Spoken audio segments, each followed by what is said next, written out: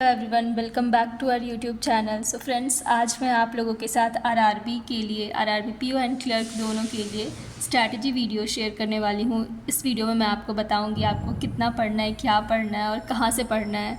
So last year वाले exam में RRB PO में ऑलरेडी मेरा सिलेक्शन हो गया है छत्तीसगढ़ से, बट मैं इस बार फिर से एग्ज़ाम दूंगी, अपने स्टेट से दूंगी क्योंकि मुझे अपने स्टेट से सिलेक्शन लेना है।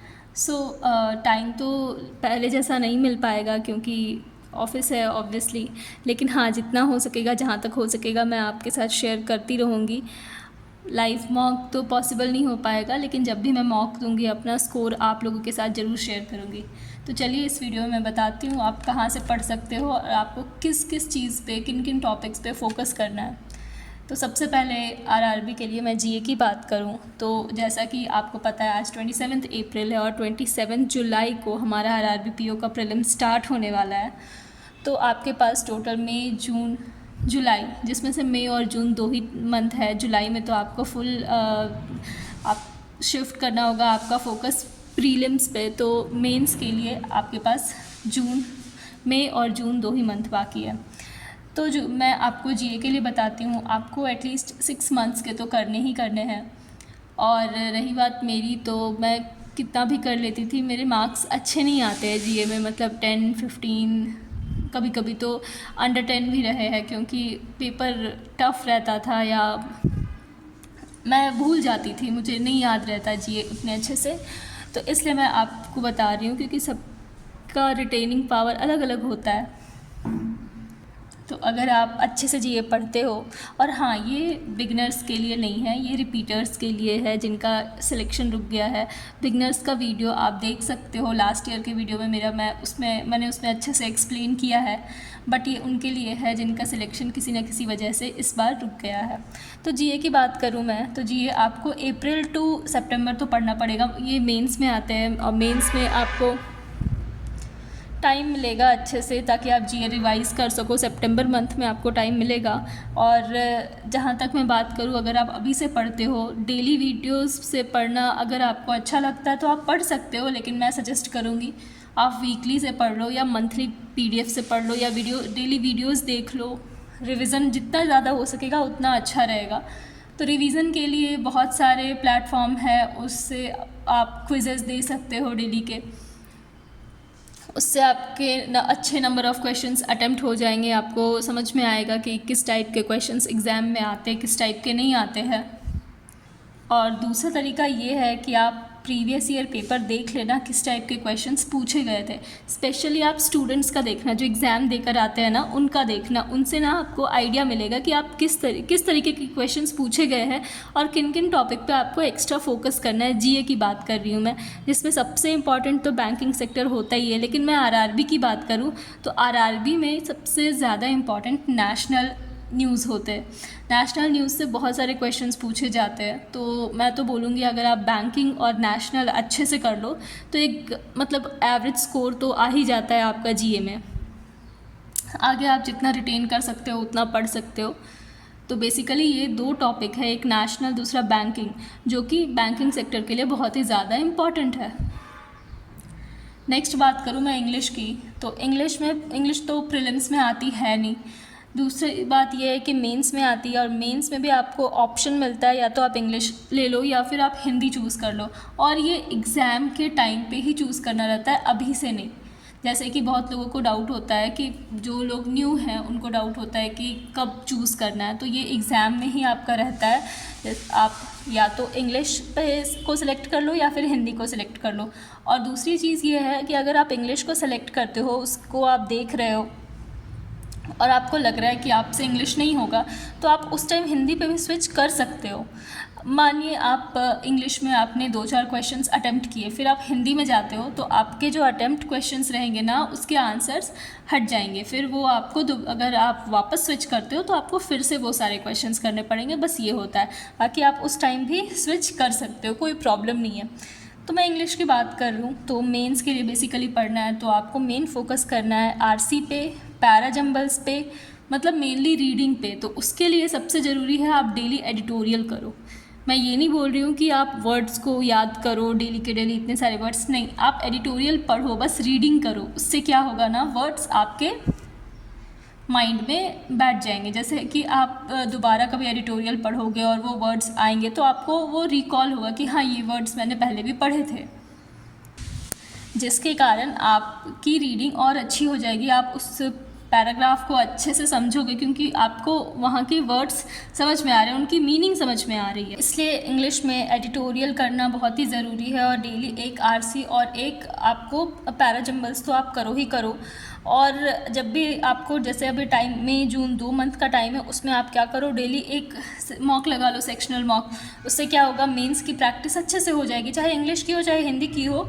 आप एक सेक्शनल मॉक लगा लो, आधे घंटे का होगा और अच्छी खासी आपकी प्रैक्टिस भी हो जाएगी, टाइम कंज्यूमिंग भी ज़्यादा नहीं है, तो वो चीज़ बेटर होगा। मिनिमम 1.5 घंटे से 2 घंटे तक आपको इंग्लिश में देने होंगे, जिससे कि आप इंग्लिश में अच्छे से क्वेश्चंस अटेम्प्ट कर सको, आपकी इंग्लिश और अच्छी हो जाए, प्रैक्टिस अच्छी हो जाए। और एक्यूरेसी बहुत इम्पॉर्टेंट है, क्योंकि मैंने देखा है अगर आपकी एक्यूरेसी अच्छी नहीं है तो आपके मार्क्स और कट जाते हैं। ये मेरे साथ हो चुका है, इसलिए मैं बोल रही हूँ कि एक्यूरेसी पे ध्यान दीजिएगा। नहीं आ रहा है तो मत बनाइए, अटेम्प्ट मत कीजिए, बट एक्यूरेसी पे ध्यान देना बहुत ही ज़रूरी है। तो ये रही इंग्लिश की बात। आगे मैं रीजनिंग की बात करूँ तो रीजनिंग में प्रीलिम्स में आपको मतलब स्पीड बेसिकली बहुत ही ज़रूरी है, क्योंकि RRB is all about speed. इसमें उतने हार्ड क्वेश्चंस नहीं पूछे जाते, बस स्पीड देखी जाती है कि आप कितने नंबर ऑफ़ क्वेश्चंस कितने कम टाइम में अटेम्प्ट कर रहे हो। तो आप प्रीलिम्स के लिए मैं तो बोलूँगी हर ऑल्टरनेट डेज़ पे आप मॉक लगाओ। 45 मिनट की होती ही है, तो आप क्लर्क की लगा लो, पीओ की लगा लो, आप हर ऑल्टरनेट डेज़ पे लगाओ या डेली लगाओ, जैसा आपको ठीक लगे, लेकिन एक मॉक तो आपको लगाना ही पड़ेगा, तभी आपकी स्पीड बनेगी। दूसरा, आप और कैसे प्रैक्टिस कर सकते हो, सेक्शनल मॉक दे सकते हो, फुल मिनी मॉक दे सकते हो, क्विज़ेस लगा सकते हो, और पज़ल्स आपको 5 to 10 पज़ल्स डेली करने हैं। उससे पज़ल्स में आपकी पकड़ अच्छी बनेगी, क्योंकि एग्ज़ाम में 4 से 5 पज़ल तो पूछे ही जाते हैं, क्योंकि 40 मार्क्स के होते हैं, तो 40 मार्क्स में 20 to 25 मार्क्स के तो पज़ल्स ही आते हैं। इसलिए मैं बोलूँगी आप पज़ल्स अच्छे से करना, प्रीलिम्स के पज़ल्स, और कोशिश करना कि जितना जल्दी हो सके उतनी जल्दी सॉल्व हो जाए। टाइम बहुत कम से कम लगाने हैं आपको। तो ये तो रही प्रीलिम्स की बात। मेंस की मैं बात करूँ तो मेंस में आपको 2 सेक्शनल मॉक तो एक वीक आप देख लो, और आप उस वीक में 2 दिन डिसाइड कर लो और ये कोशिश करो कि 2 सेक्शनल मॉक लगाने। और अगर सेक्शनल नहीं लगाने आपको तो आप फुल मॉक लगा लो। उससे क्या होगा, सारे सब्जेक्ट्स की आपकी प्रैक्टिस हो जाएगी। तो आप ये भी कर सकते हो कि वीक में 2 दिन डिसाइड किया और उन 2 दिनों में आप फुल मॉक मेंस का दे रहे हो। और डेली आपको मेंस में क्या करना है, तो डेली आपको जो मिनी मॉक्स आते हैं अड्डा में, टेक्स्ट बुक वगैरह में, ऑलिव बोर्ड पे, प्रैक्टिस मॉक पे, तो उससे आप डेली जो मिनी मॉक्स क्विज़ेज़ है वो करो। हाँ, ये सबसे इम्पॉर्टेंट टॉपिक है लॉजिकल रीजनिंग। इसमें ना बहुत अच्छे स्कोर किए जा सकते हैं। आप अगर अच्छे से पढ़ते हो तो आप बहुत अच्छा स्कोर कर सकते हो। मिनिमम 8 to 10 क्वेश्चंस होते हैं। मैंने देखा है आरआरबी पीओ में तो 8 to 10 क्वेश्चंस आराम से आते हैं। क्लर्क में ना आए, बट पीओ में तो आना ही आना है। तो लॉजिकल रीजनिंग की तो अभी से ही आप फिक्स कर लो कि डेली आधे घंटे आपको लॉजिकल रीजनिंग करनी है। कहाँ से करनी है वो मैं आपको अभी बताऊंगी। दूसरी चीज़ है कि आप मेंस के पज़ल्स भी सॉल्व करो। 2 अभी स्टार्ट करो, 2 करो, 3 करो, धीरे धीरे उसकी काउंटिंग बढ़ा लो, क्योंकि मई और जून यही 2 मंथ है जिसमें आप अच्छे से मेंस की तैयारी कर सकते हो। जैसे ही जुलाई आएगा आपको जुलाई में फुल फोकस प्री की तरफ शिफ्ट करना होगा। तो अभी जितना हो सके आप मेंस की पढ़ लो। प्रीलिम्स में थोड़ा सा एक पेपर भी दे लोगे तो चलेगा, लेकिन मेंस की तैयारी अभी सबसे ज़्यादा ज़रूरी है। अभी ही हो पाएगी, फिर क्या है ना, एक बार जब एग्ज़ाम स्टार्ट होते हैं फिर टाइम नहीं मिल पाता कि मेंस के लिए हम लोग पढ़े, जीए रिवीजन करते रह जाते हैं, प्री के लिए प्रैक्टिस करते रह जाते हैं, क्योंकि लगातार एग्ज़ाम्स होते हैं। इसलिए मैं बोलूँगी ये 2 मंथ आप पूरा फोकस मेंस की तरफ शिफ्ट कर दो। नेक्स्ट मैं बात करूँ मैथ्स की, तो मैथ्स में भी आपको प्रीलिम्स में सेम चीज़ जैसे आपने रीजनिंग में करा था वैसे ही आपको मैथ्स में भी करनी है। सेक्शनल मॉक दे दो, मिनी मॉक्स दे दो, 5 से 10 DI आप डेली सॉल्व करो, अर्थमेटिक के क्वेश्चन सॉल्व करो, क्योंकि यहाँ जो आप अर्थमेटिक के क्वेश्चन सॉल्व करोगे प्रीलिम्स में तो उससे आपको एक अच्छा बेस मिलेगा जिसका यूज़ आप मेंस में कर सकते हो। मतलब क्या है कि यहाँ से क्या होगा ना, हर एक टॉपिक के अगर आप क्वेश्चन सॉल्व करते हो तो आपका बेसिक्स क्लियर हो जाएगा, और एक बार आपका बेसिक्स क्लियर हो गया तो फिर मेंस में जो हाई लेवल के क्वेश्चंस आते हैं, खैर RRB PO में तो आते हैं नहीं, बट जो भी मॉडरेट लेवल के क्वेश्चंस आते हैं उसको आप इजीली अटेम्प्ट कर पाओगे, क्योंकि आपका बेसिक्स क्लियर है। आपको किसी भी लॉजिक, किसी भी ट्रिक की ज़रूरत नहीं है अगर आपका बेस क्लियर है तो मैं तो यही बोलूँगी कि अर्थमेटिक पे फोकस करना अच्छे से। रही मेंस की बात, तो मेंस का सेम चीज़, या तो आप फुल मॉक दे रहे हो जिसमें मेंस भी आता है वीक में 2 दिन, या फिर सेक्शनल मॉक दे सकते हो आप वीक में 2 दिन फ़िलहाल के लिए। और मेंस की अभी से बहुत ही अच्छे से प्रैक्टिस करनी है आपको। मिनी मॉक्स दे दो आप, DS और DI तो खैर करना ही है, लेकिन जो DS होता है, डेटा सफिशिएंसी इनइक्वालिटी जो होता है, इस टाइप के जो क्वेश्चंस होते हैं ना, ये इस पर आपको स्पेशली फोकस करना है, ठीक है। 5 क्वेश्चंस तो डेली आप करो ही करो DS के। DS बहुत ही ईजी भी कह सकते हो और ट्रिकी भी कह सकते हो, क्योंकि इसमें ये अगर आप सॉल्व कर लिए फिर तो आपका मतलब पूरा सॉल्व करने की ज़रूरत ही नहीं होती। थोड़ा सा लॉजिकल होता है, सोचना होता है आपको कि किसके मिक्सिंग से आंसर आ सकता है और किसके मिक्सिंग से नहीं आ सकता है, कौन सा सफिशिएंट है, कौन सा सफिशिएंट नहीं है। इसलिए DS पे भी आप फोकस अच्छे से करना। और रही बात अर्थमेटिक की, तो मॉडरेट लेवल के अर्थमेटिक को भी आपको सॉल्व करना है।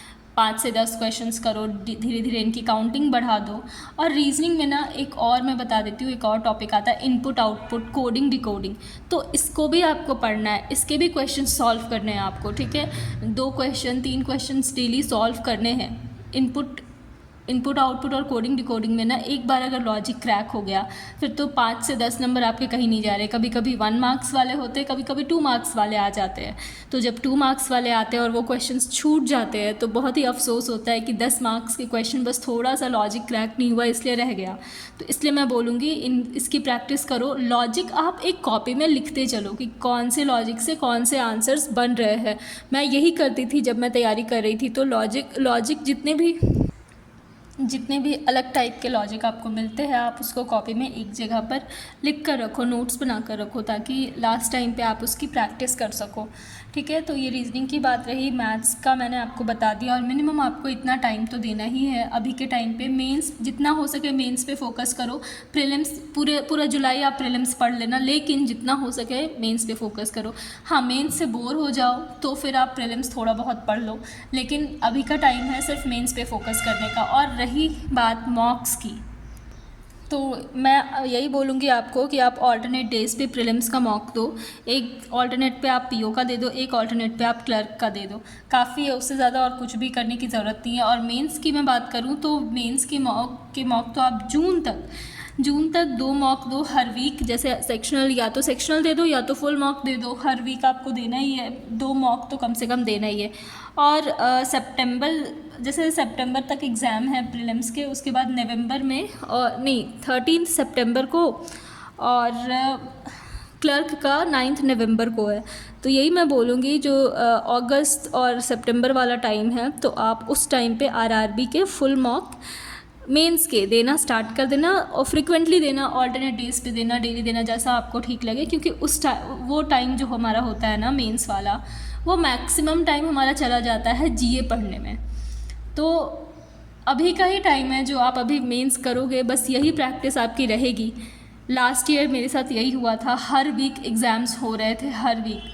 तो उसकी वजह से मैं मेंस नहीं पढ़ पा रही थी, बिल्कुल भी नहीं। मैंने तो IBPS क्लर्क जो मैंने दिया था, मतलब मैं RRB देकर आई थी। RRB क्लर्क मेरा 6 तारीख को था और IBPS क्लर्क का मेंस मेरा 13 को था। तो मैं देकर आई थी, एक ट्रैवलिंग में आधा टाइम चला जाता, और फिर मैंने आकर क्लर्क का मेंस दिया था, जो कि बिल्कुल भी पढ़ाई नहीं हुई थी। बट हाँ, अच्छा गया था मेरा, निकल भी गया। बैंक ऑफ इंडिया मिला है मुझे IBPS क्लर्क में, लेकिन ऑलरेडी मैं छत्तीसगढ़ में हूँ RRB में PO, इसलिए मैं IBPS क्लर्क ज्वाइन नहीं कर रही हूँ। तो बस यही सजेशन रहेगा मेरा, अच्छे से पढ़ाई कीजिए और अभी का टाइम जितना हो सके मेंस पे फोकस कीजिए। मैं भी अभी प्रिपरेशन मैं भी स्टार्ट कर रही हूँ, 2 मंथ ही बचे हुए हैं, अभी से ही मैं मेंस की तैयारी करूँगी। जुलाई में मैं भी प्रीलिम्स की प्रैक्टिस स्टार्ट कर दूँगी। तो आप लोगों से भी यही सजेशन है। और हाँ, सोर्सेज़ की मैं बात करूँ तो आप करंट अफेयर्स के लिए अफेयर्स क्लाउड को फॉलो कर सकते हो, स्मार्ट कीड़ा को फॉलो कर सकते हो, और वीडियोस आपको जिन भी टीचर की समझ आती है वो वीडियोस आप देख सकते हो।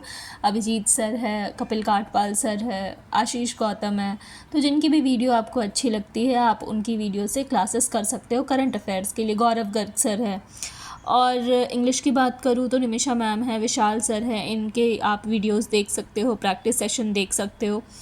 दूसरी चीज़ रीज़निंग मैंने पुनीत सर से किया था, और आप अगर चाहो तो पुनीत सर से कर सकते हो, नहीं तो संजय सर है एंड अंकुश लांबा सर है, इनकी वीडियो से भी आप रीजनिंग प्रैक्टिस कर सकते हो।